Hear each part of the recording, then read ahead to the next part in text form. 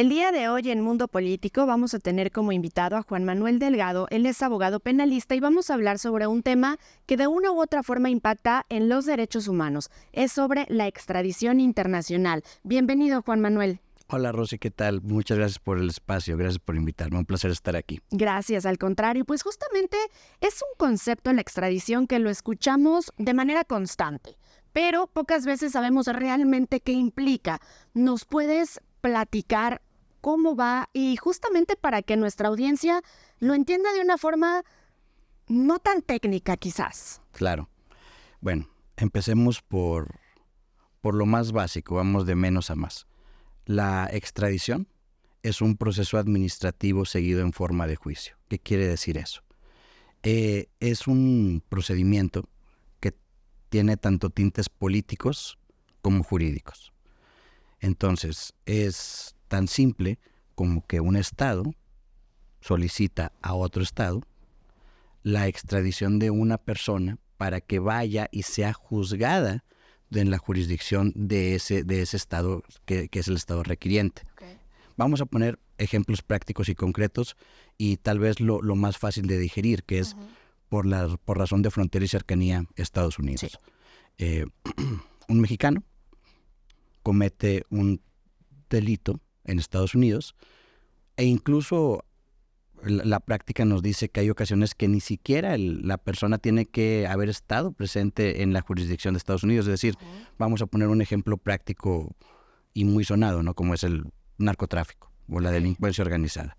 Tal vez una persona que dirige una organización criminal, que es de aquí desde México, puede realizar actos tendientes a transportar droga a Estados Unidos y tal vez esta persona nunca salió de México. Ajá. Sin embargo, los actos que él realizó tuvieron impacto en Estados Unidos. Entonces, se divide en 3 fases la extradición.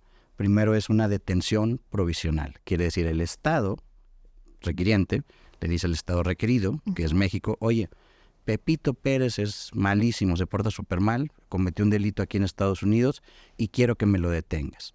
El fundamento de eso es el 119 constitucional. Marca la ley que hasta por 60 días una persona puede ser detenida por el simple requerimiento de un Estado. ¿Sí? Para tal vez solicitar su extradición. Es decir, esa fase se llama detención provisional. Posterior a ese, existe la fase de petición formal de extradición, que es la que ya todos conocemos. Sí. Cuando una persona es requerida formalmente, tienes 3 días solamente para oponer defensas y excepciones y otros 20 para probarlos, que pueden ser ampliados. Bueno, lo interesante, o tal vez lo que pudiera ser de impacto o de conocimiento para el público en general, es que el procedimiento de extradición está reglamentado por una ley que fue expedida en el 1975. Imagínate, wow. La ley es más vieja que yo, literalmente. Entonces, en el 2008 y en el 2011 tuvimos reformas a nivel constitucional de trascendencia, importantes, sobre todo la del 2011, transforma nuestra Constitución para convertirla en una constitución humanista. Uh-huh. ¿Qué quiere decir esto? El Estado, por medio de esta Constitución, reconoce derechos humanos inherentes a la persona y cambia completamente nuestro paradigma constitucional en cuestión de respeto a los derechos humanos. Sí. Entonces, si tenemos que hay una ley de 1975 vigente en la actualidad que no ha tenido reformas de fondo, pues definitivamente estamos ante una ley que es anacrónica, es decir, incompatible. Claro. Ya con nuestro nuevo paradigma de derechos humanos ahora. La reforma constitucional del 2008 también es muy relevante, porque la reforma constitucional del 2008 implementó en nuestro país el sistema oral en cuanto a la justicia penal. Juicios, claro. Claro, entonces esto no es simplemente un cambio de que antes todo lo hacíamos escrito y ahora todo lo hacemos hablado. Implementó un cambio de fondo en el cual, por ejemplo, ¿cuál es el fondo de esa reforma? El fondo de esa reforma fue poder desahogar un poquito al Poder Judicial que estaba tan congestionado. Sí. Entonces, te da lugar a la negociación, te da lugar a obtener diferentes beneficios, y esto es relevante por algo que te voy a comentar más adelante. Bueno, entonces después de que te estás durante la petición formal, va a haber una opinión de un juez, un juez de distrito, que va a decir, oye, esta persona sí es extraditable o esta persona no es extraditable. Y ahí una crítica muy personal es que tú pensarías, o todos pensaríamos, que si un juez emite una opinión, pues esa opinión va a tener fuerza legal, ¿cierto? Claro. O sea, va a tener fuerza coercitiva. Pues no. Resulta que lo que diga el juez es una mera opinión, que puede ser tomada en cuenta o no por el Ejecutivo. Regularmente... ¿De qué dependería? ¿De qué dependería? ¿En qué sentido? Que no fuera solamente esa opinión, sino que realmente...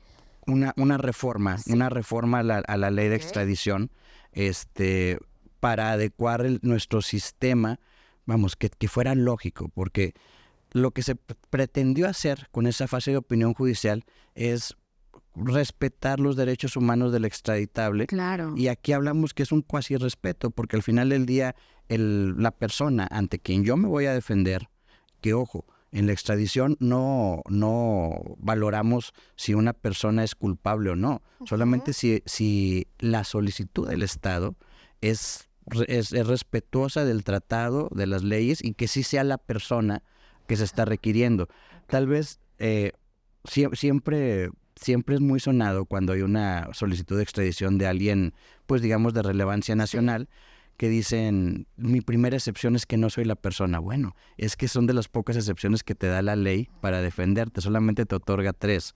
Que no seas la persona, que la solicitud no esté ajustada a las reglas del tratado, si es que existe tratado, o que ya haya sido juzgado por los mismos hechos que se te solicitan en extradición.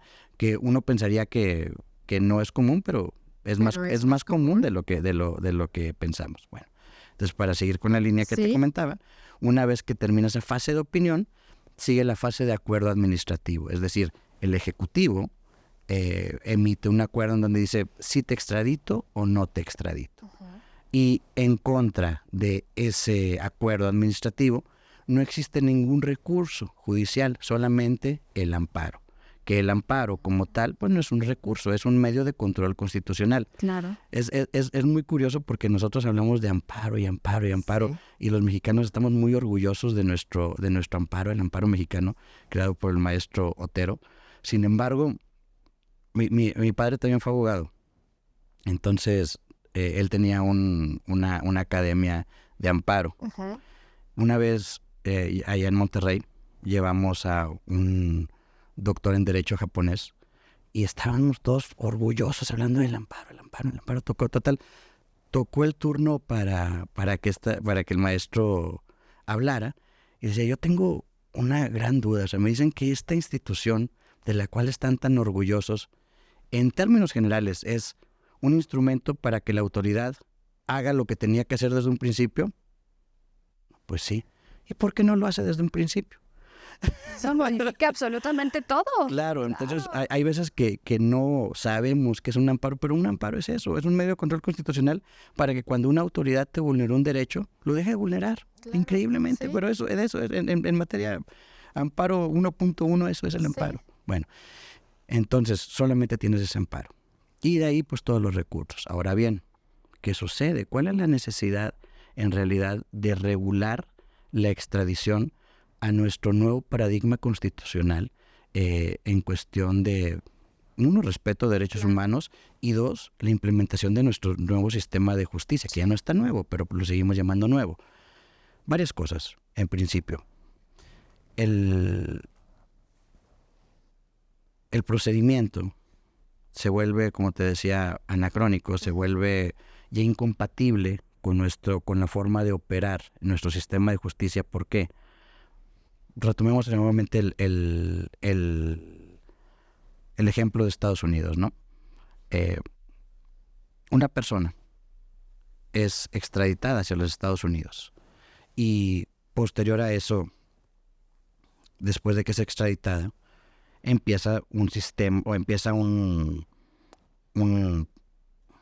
juicio, empieza un procedimiento en contra de él. Bueno, entonces el sistema de justicia penal en los Estados Unidos está hecho justamente muy compatible a nuestro nuevo sistema de justicia penal, no en cuanto a la oralidad, sino que existen instrumentos, o la mayor parte de los instrumentos están hechos para que no entres en la fase de juicio. Es decir, en Estados Unidos es válido una negociación. Uh-huh. Es jurídicamente válido, igual que ya lo es aquí. Entonces, partamos de esta base. Nosotros, cuando hablamos de la extradición de nacionales, enviamos a un mexicano. Sigamos con el ejemplo que yo te proponía, ¿sí?, de una persona que se dedica al narcotráfico. Entonces, nosotros decimos de repente, oye, qué padre que ya se enviaron a Pepito hasta Estados Unidos, porque allá sí va a haber justicia, allá no va a haber impunidad. Claro, es un discurso que mencionamos demasiado. Y tal vez a veces lo decimos porque nuestro instinto nos marcaría eso, pero no es tan acertado como creemos, ¿sabes? ¿Qué? Cuando tú llegas a Estados Unidos, lo primero que hace Estados Unidos de primera mano es, si tú eres una persona relevante, te agarra, te aísla, olvídate de visita familiar, olvídate de visita íntima, olvídate de derechos humanos, olvídate de todo. Uh-huh. El aislamiento es la primera medida que se toma en contra de una persona en Estados Unidos. Que ese también es un tema en cuestión de respeto a derechos humanos, porque no es...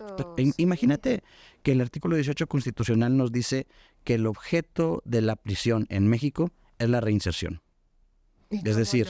¿Cómo lo vas a hacer estando aislado? ¿Cómo reinserto a alguien incluso si en Estados Unidos está permitida la pena de prisión vitalicia? Sí.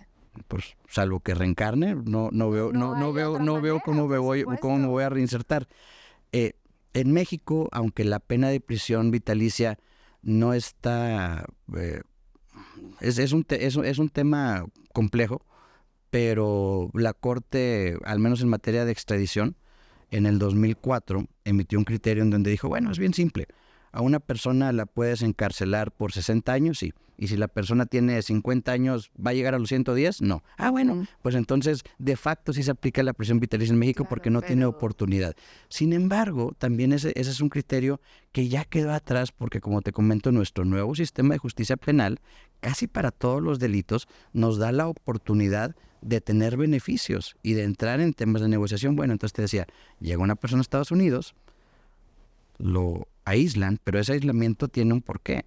Esa es una guerra psicológica en contra de la persona. Okay. ¿Para qué? Para que el momento en que la fiscalía llegue con la persona, pues a ver, yo sé que tú eres Pepito Pérez, yo sé que tú te dedicas a esto, yo quiero que tú me des información. Claro. Y además de información, necesito que crees dinero, porque yo necesito reparar el daño que tú causaste a mi sociedad.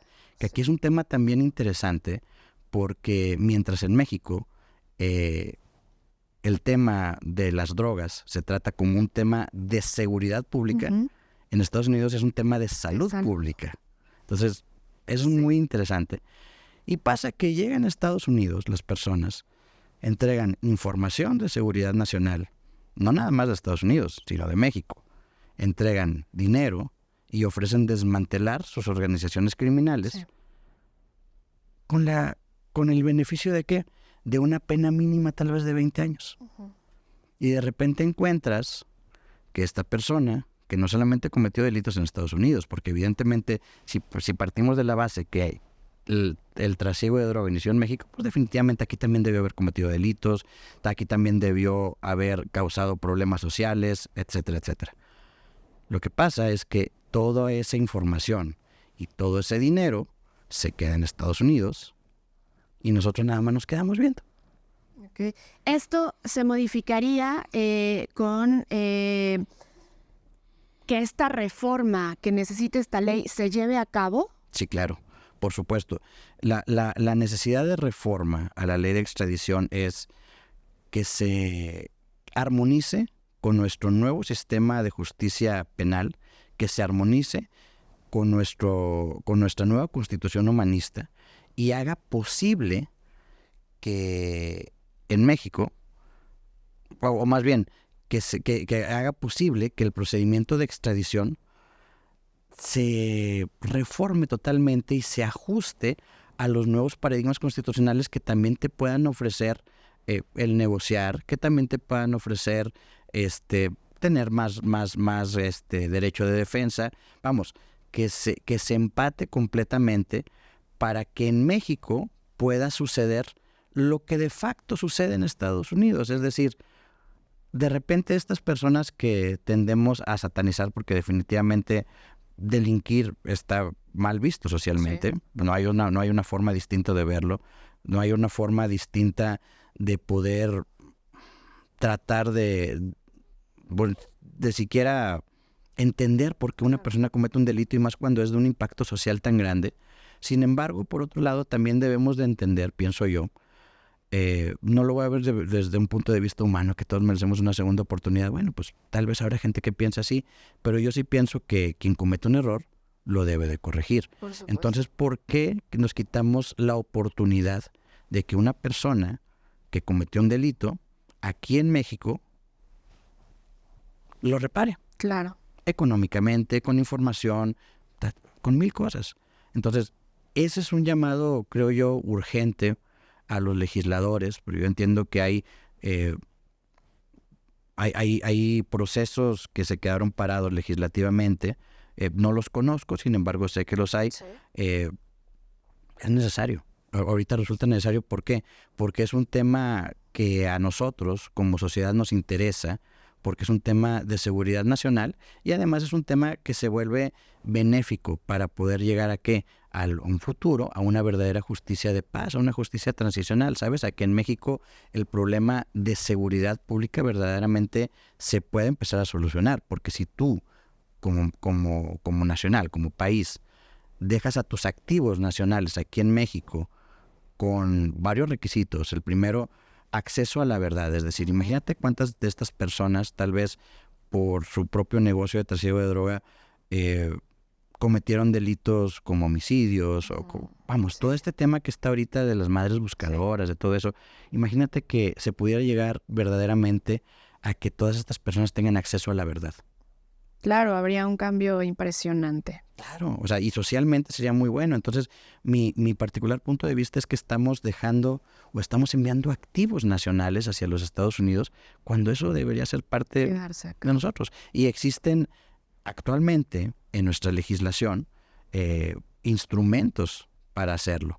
Lo que falta es que nuestra ley que regula el procedimiento de extradición se pueda adecuar a esto. Claro, que justamente creo que eso es lo más importante, Juan Manuel. ¿Cuál sería el mensaje final que podrías darle a la audiencia? Podríamos quedarnos platicando, pero pues bueno, tú sabes que el tiempo aquí apremia demasiado, ¿no? Entonces, ¿cuál sería ese mensaje de, por un lado, pues confiar en la legislación, ¿no? Pero por el otro lado también es como debe de haber los recursos suficientes, ¿no? Desde el lado de la legislación para que justamente sea un tema equitativo, quizás. Claro. Mi mensaje sería, la ley no es otra cosa más que la regulación de la conducta humana en sociedad. Para que nuestras leyes cambien, tiene que cambiar también nuestra forma de pensar. Tal vez abandonar un poco ese sentimiento que todos tenemos ahorita de necesidad de, no quiero decirlo venganza, pero sí resentimiento social en contra de las personas que cometen delito, y entender, tal vez no desde la base del perdón, pero sí desde la base de la conveniencia, y me refiero a la conveniencia social, que no es una conveniencia mala, porque todos queremos que socialmente estemos bien, que se puede utilizar esos activos y se puede, con esa utilización de activos, mejorar económicamente la reparación del daño a las víctimas, socialmente tener seguridad. Pues muchísimas gracias, Juan Manuel. Al Un contrario. gusto haberte tenido el día de hoy en Mundo Político. Muchas gracias por la invitación. Muchas gracias.